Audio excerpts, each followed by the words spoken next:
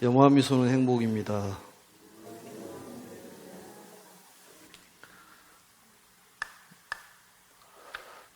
오늘은 저번 시간에 이어서 종지용출품 첫 번째 시간입니다. 전체적인 강의로는 74강이 되겠습니다.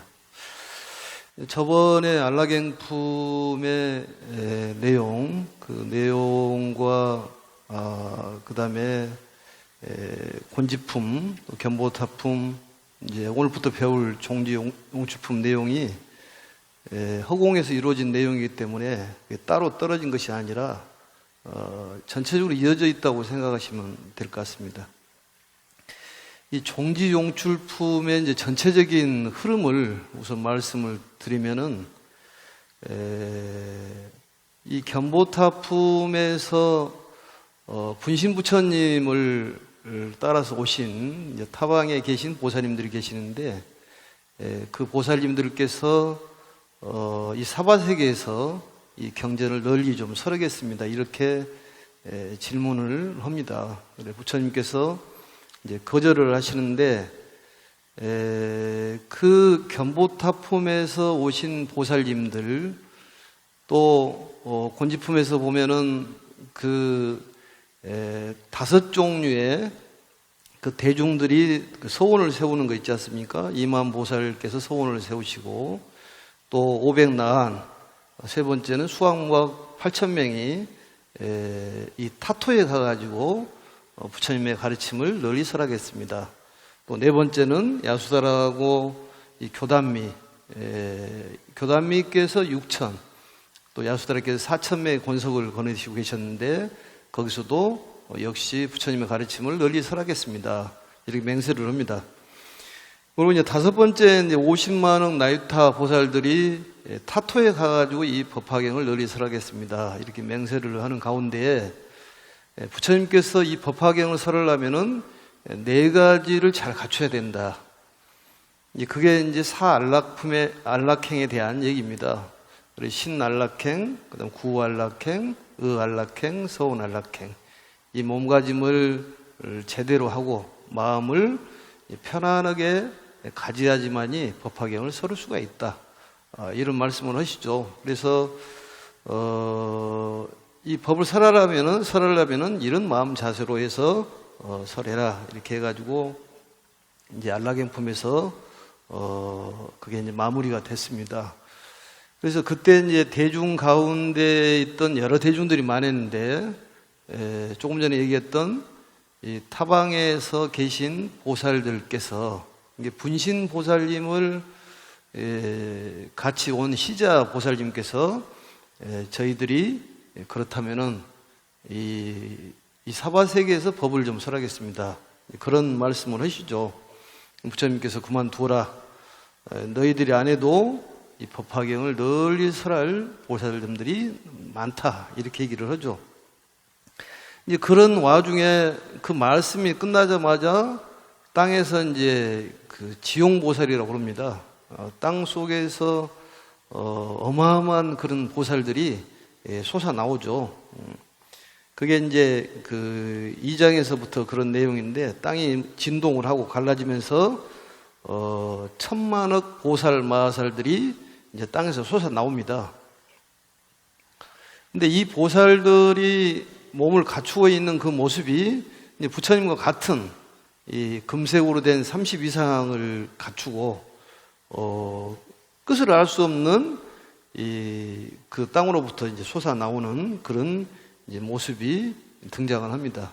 그래서 그 보살들이 땅으로 솟아 나와가지고, 지금 보면은 다보부처님께서 땅으로 솟아 나와가지고 다보탑이 이제 공중에 떠 있는 상태인데, 석가모니 부처님께서 공중으로 허공으로 올라가셔가지고 그 다보탑 안에 반분자 얘기가 나오지 않습니까? 그리고 이제 대중들이 전부 허공에 있는 허공설법입니다.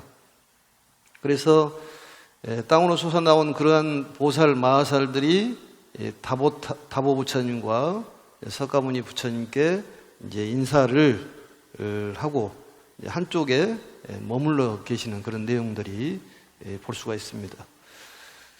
그 천만억 보살 마하살 가운데 이제 4명의 지도자가 있는데, 그 4명의 지도자가 바로 4대 보살이라고 그렇게 얘기를 합니다. 그래서 상행, 그 다음에 무변행, 정행, 알립행, 이 보살이 행을 실천하는 그런 보살인데, 우리가 지장보살, 또 관세음보살, 문수보살, 또 보현보살, 4보살도 있습니다만, 법화경에서 등장하는 그런 보살은 4대 보살이라고 이렇게 얘기를 합니다. 그래서 이 상행, 무변행, 정행, 알립행, 이 4보살이 우두머리가 돼서 땅속으로부터 솟아 나오죠. 오늘 부처님께 이제 문안 인사를 드립니다. 문안 인사 드리는 내용이 이제 잠깐 이제 대략적으로 보면은 569페이지 아래에서 넷째 줄을 보면은 병이 없으시고 걱정도 없으시며 편안하십니까? 이렇게 인사를 하죠. 그리고 이제 제도받는 자들이 가르침을 잘 받습니까? 이것을 이제 넉자로 줄이면은 안락이도라고 그렇게 얘기합니다. 모든 거 편안하시고 십을 잊자 제도는 쉽게 잘 받습니까? 이렇게 또 묻고, 또 부처님께서는 피로하게 하지는 않습니까? 그 대중들이 부처님을 성가시게 하지 않습니까? 이런 얘기예요. 근데 부처님께서 이제 거기에 대한 답변이 있는데, 그 내용이 바로 이제 나는 편안하고 병도 없고 걱정도 없다. 또 중생들도 교화를 잘 받고 또 제도하기가 쉬워서 피로를 느끼지 않다. 왜냐하면은 이 제자들은 여러 생에 걸쳐가지고 나의 제도를 받았노라, 이제 이런 얘기가 나오죠. 근데 이제 이런 내용들을 보면은 갑자기 땅에서 많은 보살, 마하살들이 땅에서 솟아 나온다면은 그걸 한번 생각을 해보세요. 그게 어떤 생각이 드는지, 도대체 이러한 일이 어찌 일어날 수가 있냐, 그런 생각을 할 것 아니겠습니까? 그리고 이제 그러한 궁금증이 많이 생깁니다. 왜냐하면 이제 궁금증이, 어떤 궁금증이 생기냐면은 석가모니 부처님께서는 그 가야성 불원, 가야성 멀지 않는 곳에 가가지고 거기서 수행을 한 6년 하다가 수행을 해가지고 이제 성불을 했는 줄 알고 있는데, 이런 여러 보살들, 마하살들이 그 당신의 제자라고 그러니 의심이 안 갈 수가 없지 않습니까? 그래서 전부 궁금증을 가진 겁니다.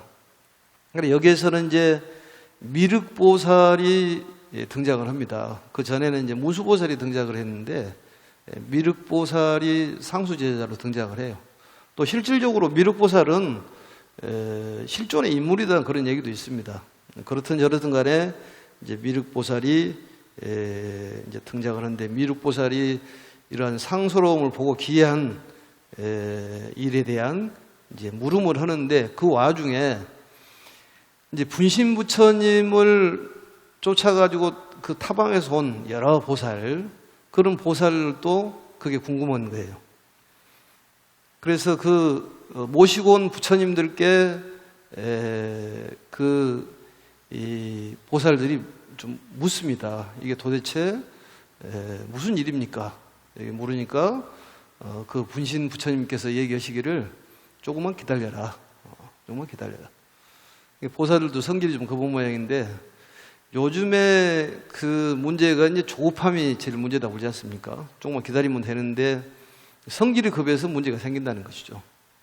부처님께서 이제 분신 부처님이죠.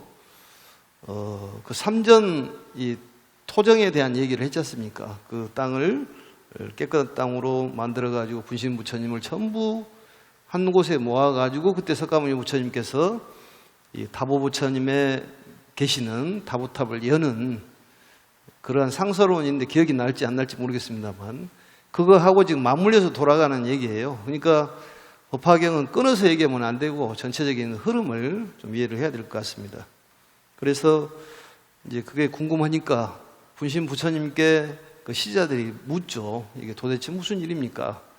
그러니까 너무 성기를 급언히 쓰지 말고 좀 기다려라. 왜냐하면 미륵보살이 이미 석가모니 부처님께 물었으니 너희들은 조금만 기다리면은 그 내용을 알 수 있을 것이다. 그렇게 답변을 하죠. 분신 부처님께서. 그래서 이제 그러한 질문에 대한 답변을 이제 부처님께서 하시죠. 그 내용이 이제 좀 대충 좀 살펴본다면은 쭉 넘어가 가지고 전체적인 흐름을 보고 있습니다. 그게 이제 581페이지의 두째 줄부터 이제 내용이 나오는데, 이 581페이지부터는 우리가 뭐 정문, 본문 이렇게 나눴을 때 어떤 흔적의 부처님, 또 진리의 부처님, 근본의 부처님을 본불이라고 그렇게 얘기하는데, 어떤 근본적인 것이 있어야지만이 그림자가 나타나질 것 아니겠습니까? 그래서 이제 근본적인 것에 대한 말씀을 하기 위해서 이렇게 초석을 좀 까는 것입니다. 나는 미리 말씀드리면 나는 석가모니 부처님으로 이 세상에 왔지만 사실은 그게 아니다. 옛날부터 성불을 했다. 그 얘기는 우리 화성유품에서도 찾아볼 수가 있습니다.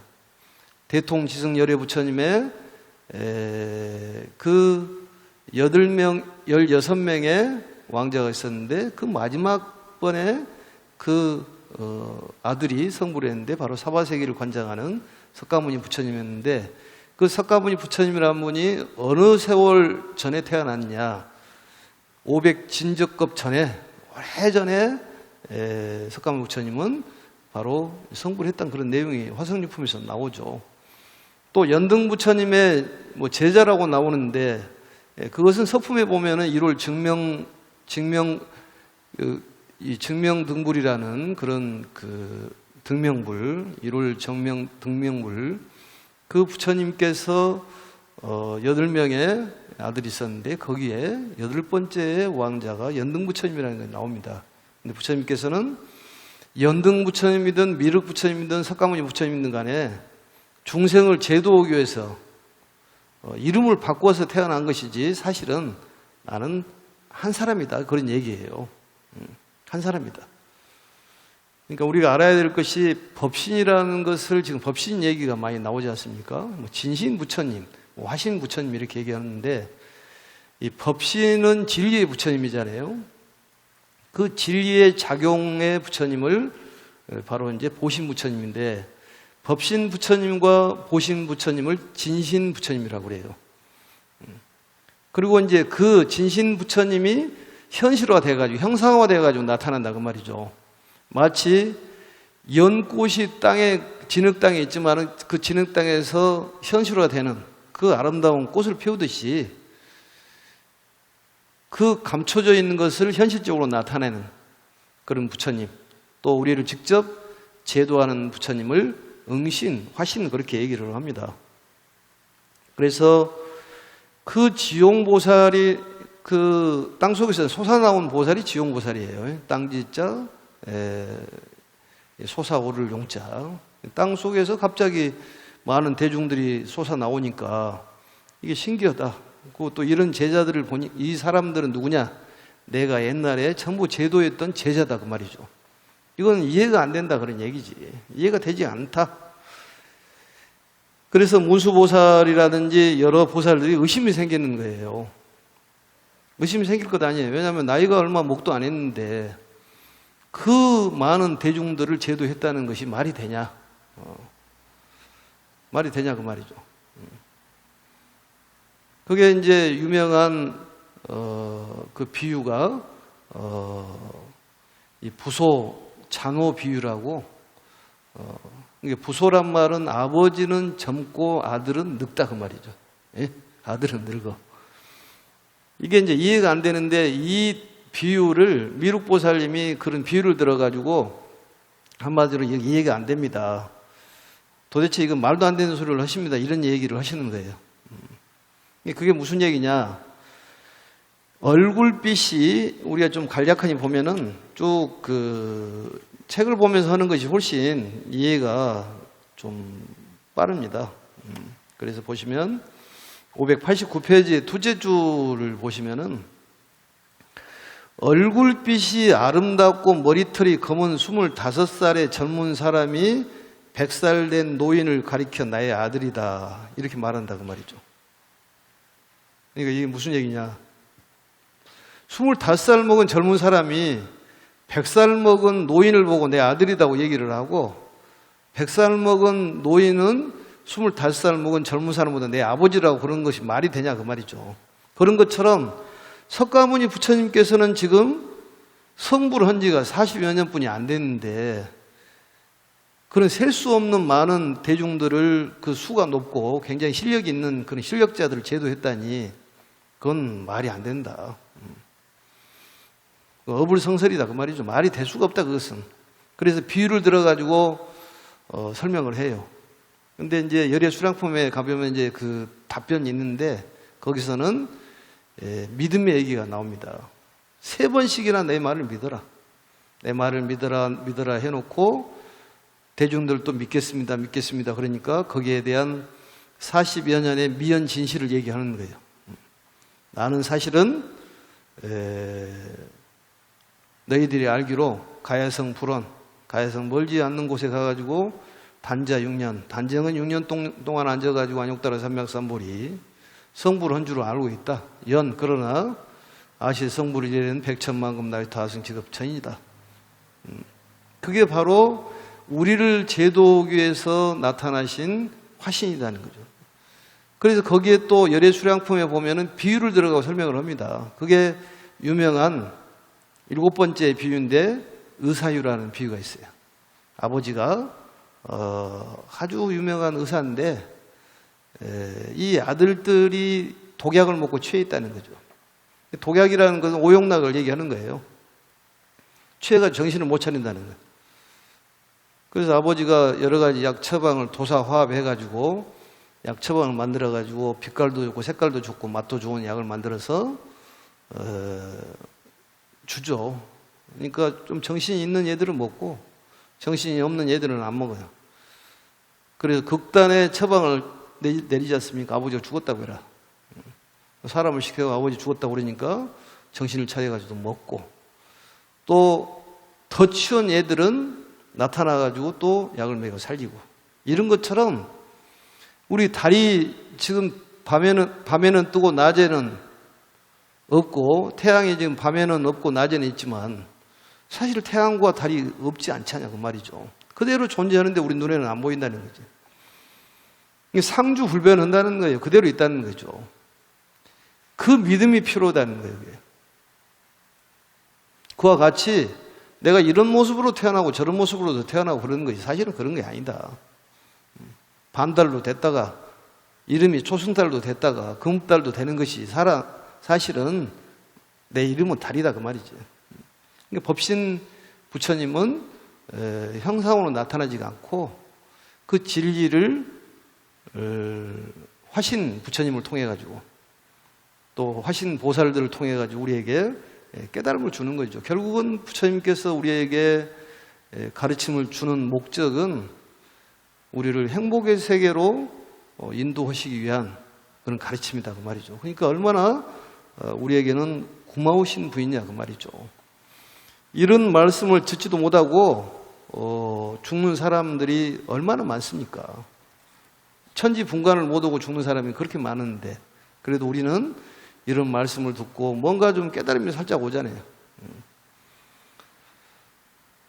완전한 그런 느낌은 오지 않더라 그더라도 이런 거 새로운 세계가 있구나. 그래 부처님께서 말씀이 어떤 흙을 백이라고 얘기를 하고 백을 흙이라고 얘기해도 믿어야 된다는 거예요. 그게 진실이기 때문에. 그러니까 모양이 검정색이라고 해서 그 모양이 검정색이 아니다는 거지. 그 내면을 보면은 하얀색일 수도 있다는 거지. 우리는 겉모습만 보고 얘기한다는 거지. 그러지 않습니까? 진실됨을 이제 얘기를 하는 거예요. 40여 년의 그 이제 진실을 지금 이제 선포를 하신다는 것이지.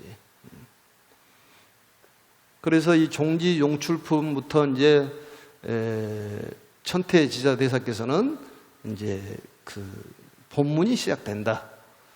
그러니까 본문이 시작되는 열애수량품의 전초전이라고 보시면 돼요. 그래서 방편품하고 방편품의 10여시, 10여시가 34자로 되어 있지만은 약 법화경이라고 얘기하지 않습니까?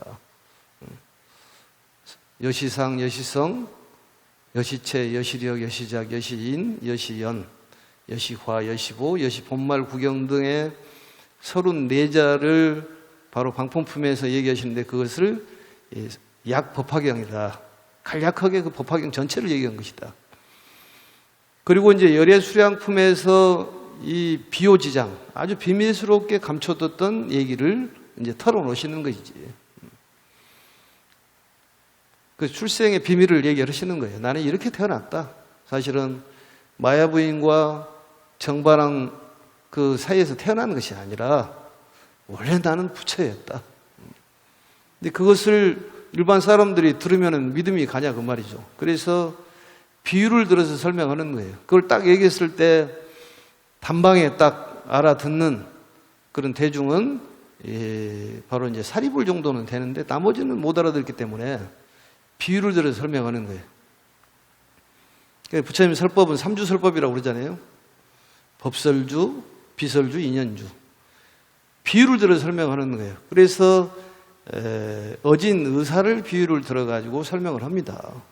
사실 그런 것이지 내가 이러한 모습 저런 모습으로 너희들을 위해서 이름을 달리하고 일반 사람도 그러잖아요. 집에서는 엄마 아빠 이렇게 얘기하지만 다른 데 나가면은 다른 이름을 또 갖지 않습니까? 또 물이라고 하지만은 물의 이름이 다 다르잖아요. 나라마다 다 다르잖아요. 그러듯이 달리 부르는 것이 하나를 지칭한다 그런 얘기예요. 그걸 알아야 돼요. 그러니까 부처님은 한 부처님이라는 얘기입니다. 그리고 여러 가지의 이름을 갖고 나타나는 거예요. 우리가 그 만불명호라고 있잖아요. 만불명호. 만불의 부처님의 명호가 있는데 만불이든 10만불이든 억불명이든 간에 한 부처님을 여러 각도로 얘기하는 것이다. 그런 얘기입니다. 결국 우리도 화신이라는 얘기예요. 그에 우리는 뭐라고 그랬습니까? 그걸 열애사라고 그랬잖아요. 그러니까 항상 자신감을 가져야 한다니까요. 누누이 얘기하지만은 우리는 부처님의 그 일부분이기 때문에 우리가 귀를 떼가지고 나라고 얘기할 수 없고 코를 떼고 나라고 얘기할 수 없지. 이걸 다 합쳐야지만 내가 되잖아요. 그러듯이 우리 한 분 한 분이 전부 부처님의 분신이라고 생각하시면 되는 거예요. 그래서 부처님의 분신을 다 모아가지고 딱 설정을 해서 석가모니 부처님의 이제 하나의 몸으로서 그 열었지 않습니까? 그게. 이름은 다 다르잖아요. 다 한 부처님이에요. 한 사람이 대통령을 오면 대통령이라고 얘기를 하고, 국무총리면 국무총리라고 이름을 하고, 장관이면 장관이라고 얘기할 뿐이지, 한 사람을 얘기하는 거예요. 이모, 고모, 삼촌, 다 한 사람이에요. 그런 것이지, 이름만 다를 뿐이지, 사실은 하나다는 것이지.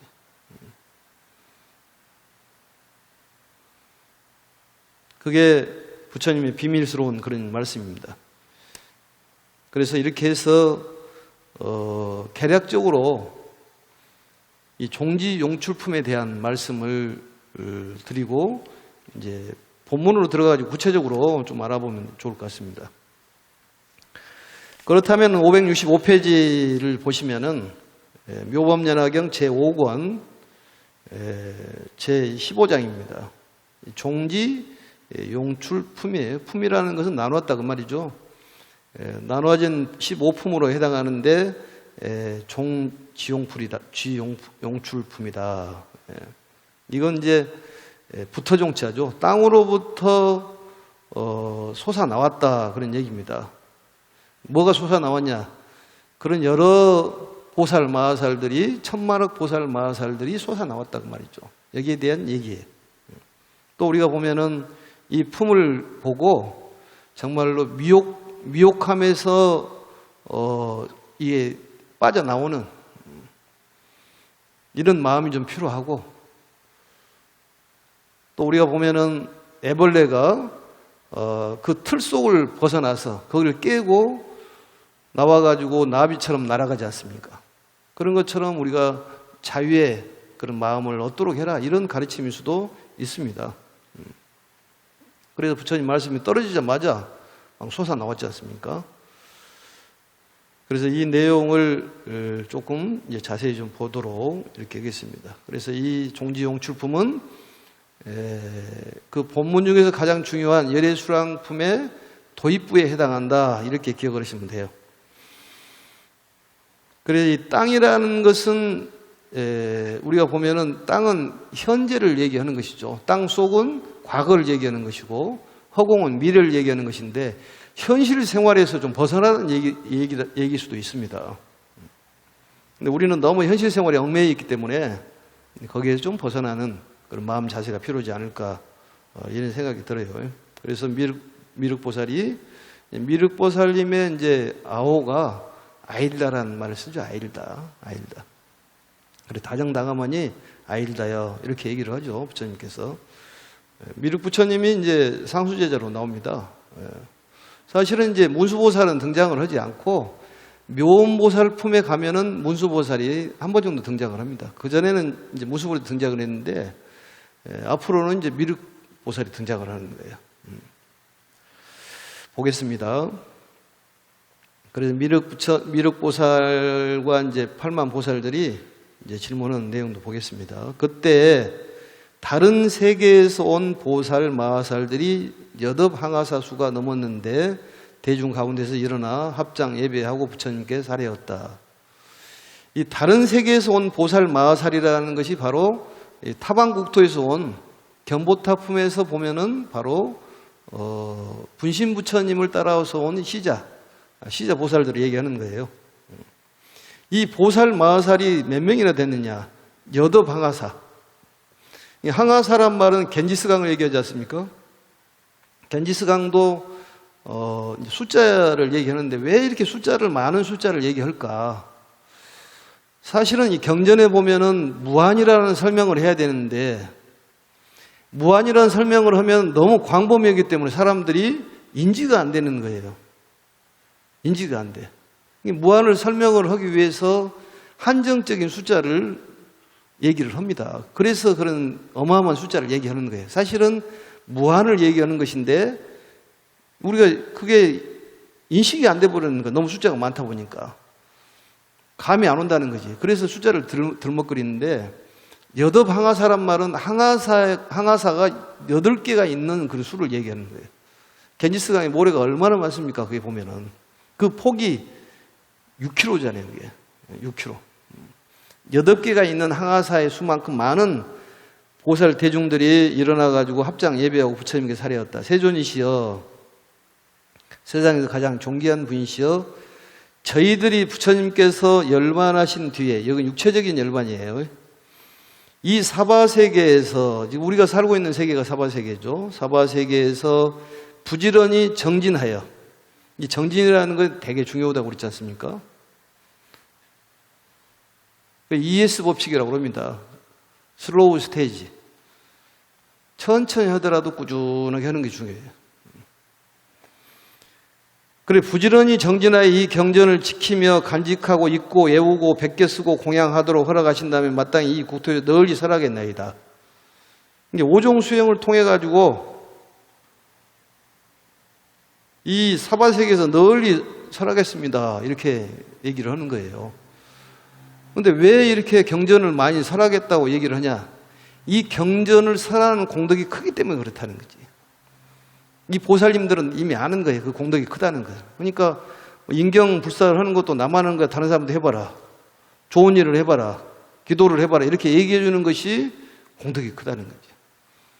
법화경을 자꾸 읽어보고 매일매일 조금씩이라도 한 줄씩이라도 읽어봐라.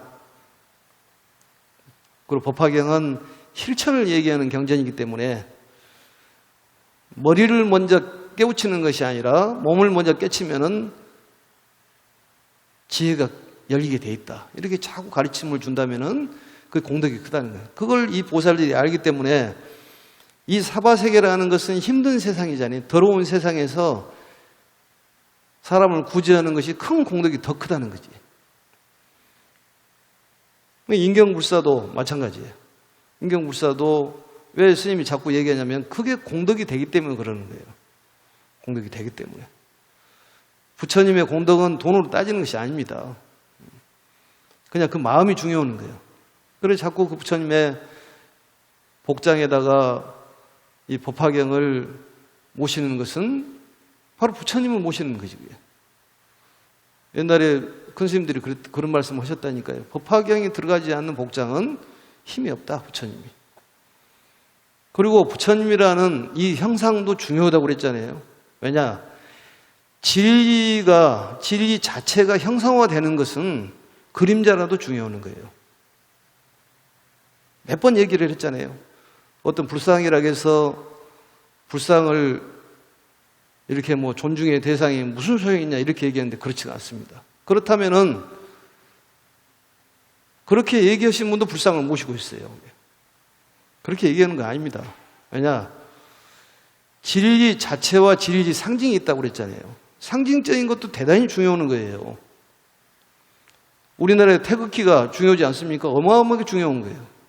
국기가. 그러듯이 부처님의 상호가 전부 다르더라도 마음속에 자기가 그리는 부처님이 계시는 거예요. 정확하게 본인이 마음속에 설정하기는 어려워. 그렇지만 맹목적인 부처님을 생각한다면 뭐 생각이 떠오르지가 않아요. 이미지가 떠오르지가 않아. 그러니까 우리가 부처님의 상호를 생각을 하면서 기도도 하지 않습니까? 관세음보살님의 기도하는 방법도 관상기도라는 거 있어요. 칭명예물도 있지만은 그 상호를 우리가 잘 몰라요, 그게. 그렇지만은 그림화 시켜가지고 그걸 생각을 하잖아요. 마음에 안정이 오지 않습니까? 그게 방편이라는 것이지. 그러니까 부처님의 상호의 불상을 모시는 것도 대단히 중요한 일이에요. 그에 필요 없는 것을 갖다 모시고 있다. 이렇게 생각해서는 안 됩니다. 이 세상에 있는 모든 건 다 소중한 거예요. 우주의 대생명의 그런 이론이기 때문에 다 소중하다는 거죠. 이 전체적인 스님 몸이 소중하겠지만은 뭐 귀가 필요 없으면 귀를 떼버리고 코를 떼버리고 눈을 떼버리면 뭐가 남을 거 있어요. 그게. 다 소중해야지. 한 사람 한 사람 다 소중한 거예요. 돌멩이 하나도 소중한 거예요. 그런 마음이 진정한 공양이다 그 말이죠. 불상이 아니라 뭔상이라도 소중하게 생각하면은 소중한 나만의 그 가치성을 갖고 있는 부처님이 계시다니까요. 상징적인 부처님이 필요해요. 아니, 법신 부처님을 우리가 어떻게 알아요? 어떻게 생긴지도 모르잖아요. 본인이 그림을 그릴 수 있는 여건을 마련해 줘야 되잖아요. 그렇기 때문에 석가모니 부처님이 인간으로 이렇게 현실화된 거예요. 그러지만 석가모니 부처님 보면은 젊을 때하고 나이 드실 때하고 얼굴이 다르잖아요. 딱 찍어서 이런 분이 석가모니 부처님 얘기가 어렵다는 거죠. 그러더라도 우리 마음속에는 그래도 어느 정도는 그릴 수가 있지 않냐 그런 얘기입니다. 그래서 상호도 중요한 거예요. 그게. 하나는 알고 둘을 모르기 때문에 불상이 필요 없다 이렇게 얘기하는 거예요. 그렇지가 않습니다. 이것이 중요하면 다 중요한 거예요. 또랑물이 중요하지 않다? 그렇지가 않습니다. 또랑물이 없으면 바다를 이룰 수가 없습니다. 이 세상에는 중요하지 않는 것이 없다는 것이지.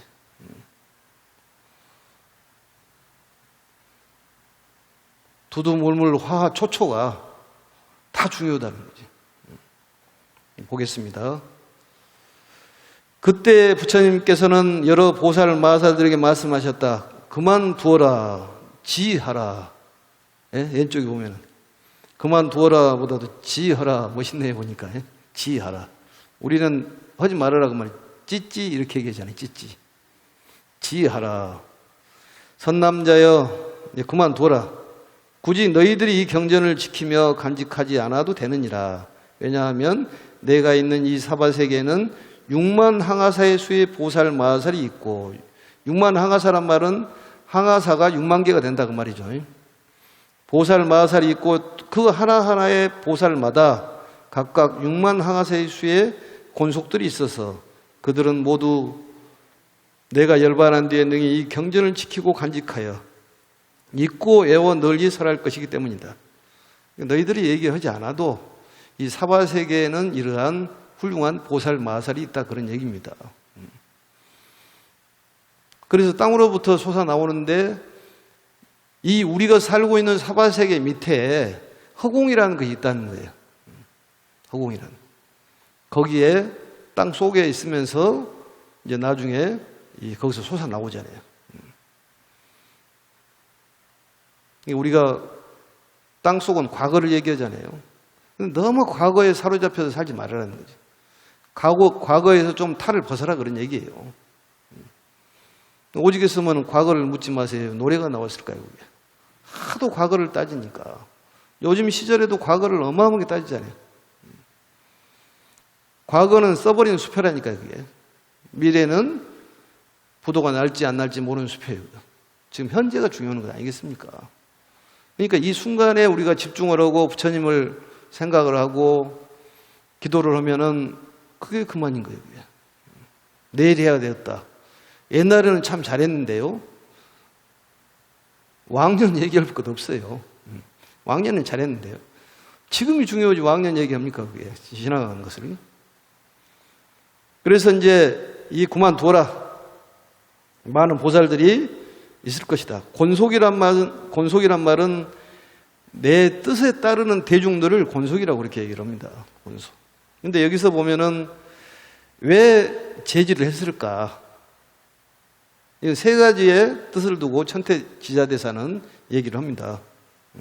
제지 이유에 대해서. 첫 번째는 뭐냐? 타방의 보살들이 이 사바세계에서 경전을 펴면은 자기 국토에서 임무를 소홀히 할 수가 있다 그 말이죠. 예? 지금 그런 사람도 있잖아요. 밖에서는 잘하는데 안에서는 못한 사람 있잖아요. 그런 거랑 똑같아. 내외가 원만하지 않고 바깥에서는 너무 사람 좋은 사람이야. 근데 집에 들어오면 아수라를 변해버리는. 응? 절에 오면은 참 잘하는데 집에 가면 또 못해. 그러지 말아라는 거죠. 그러니까 한쪽에다가 너무 집중하면 한쪽으로 소홀히 할 수 있기 때문에 이런 이유가 있어서 부처님께서 깊은 지혜로 보니까 너희들은 그냥 너희들이 있는 데 가서 해라 그 말이죠. 우리는 우리끼리 하려니까. 타방에 가서 해라 그 말. 타방에서 오신 보살들이기 때문에 분신 부처님을 같이 따라온 보살들이니까. 두 번째는 뭐라고 얘기하냐? 사바세계 중생과 인연이 깊지가 않다는 것이. 그러니까 제도하기 어렵다는 거예요. 그건 무슨 의미가 있을까? 어떤 제도를 하려면 인연이 있는 사람을 제도를 해야 돼요. 아무것도 모르는 사람을 갖다가 제도를 하면 어렵습니다. 포교라는 것은 모르는 사람을 할 수가 없어. 가장 친한 사람부터 포교를 해야 되는 거예요. 그게 맞을 건 아니겠어요? 세 번째는 뭐냐? 타방의 보살에게 이 법화경을 펼 수 있는 것을 허락한다면은 그 땅 밑에 있는 이제 앞으로 나옵니다만 하방에 있는 그런 이제 보살들이 또 많이 있잖아요. 조금 있으면 나옵니다만 그런 보살들이 이제 그 보살들을 불러야지만이 구원 실성에 대한 옛날에 내가 부처였다는 걸 설명할 수가 있잖아요. 설명할 수가 있잖아요. 옛날에 그 본래의 그 보살을 보나보살이라고 그러는데 석가모니 부처님이 지금 얘기하는 것은 무슨 얘기냐면 화신 부처님을 깨고 본래의 부처님을 얘기하기 위해서 지금 얘기를 초석을 까는 거예요. 그러면은 본불 부처님을 얘기하려면은 내가 옛날에 제도에 있던 보살들이 이렇게 많다 얘기를 해야 될 것 아니겠어요? 그럼 그 보살을 부르지를 못한다면은 내가 본불이라는 걸 증명할 수가 없기 때문에 제지를 한다는 거지. 그래서 이 말이 떨어지기가 무섭게 삼천대천 세계가 넘어갑니다. 삼천대천 세계라는 것은 여러 번 나왔죠. 그러니까 태양계가 한 10억 개 되면은 소천이라고 그래요. 태양계도 어마어마하잖아요. 10억 개. 소천이요. 소천이 1000개가 되면 중천, 중천이 1000개 되면 대천인데 삼천대천 세계라고 그러는데 이게 어마어마한 크기입니다. 우주라는 것이 무한하다는 것이지. 그래서 삼천대천 세계의 국토에서 땅이 모두 진동하며 갈라지더니 그 가운데에 한량없는 천만억 보살 마하살이 동시에 솟아올랐다. 동시에 한꺼번에 솟아올랐다 그 말이죠. 그래서 내가 영축산에서 부처님께서 법화경을 설하셨는데 그런 많은 대중들이 땅에서 솟아올 만한 그런 땅이 될까? 가봤더니 영취산이라고 그러잖아요. 영취산. 독수리 모양으로 돼 있다 해서 영취산인데 바위도 이제 독수리 모양으로 돼 있고 여러 가지 독수리 모양으로 돼 있더라고 보니까. 그 위에가 이제 단이 마련이 돼 있는데 거기에서 우리가 사진도 찍고 그랬었는데 그래서 영산제라고 그래가지고 법화경을 설하는 모습을 이제 재현하는 것이 영산제인데 제 중에서는 제일 큰 제가 영산제지 않습니까? 유네스코에도 등록이 돼 있고. 근데 거기에 그 땅이 갈라지면서 진동을 하고 이제 보살, 마살들이 동시에 솟아 나왔는데 그 보살들을 보니까 보통 사람들이 아니다는 것이지. 보통 사람들이 아니다. 그래서 그 보살들을 보니까 이제 그 상호가 보통이 아니더라. 이렇게 해서 다음 시간에 그 연결해가지고 보살들의 그 모습을 한번 보도록 이렇게 하겠습니다. 그래서 오늘은 이제 종지용출품의 첫 번째 시간이었습니다. 그래서 이렇게 해서 마치고 다음 시간에 567페이지 셋째 줄부터 하도록 이렇게 하겠습니다. 오늘 마치겠습니다. 건강하시고 다음에 뵙겠습니다. 영화미소는 행복입니다.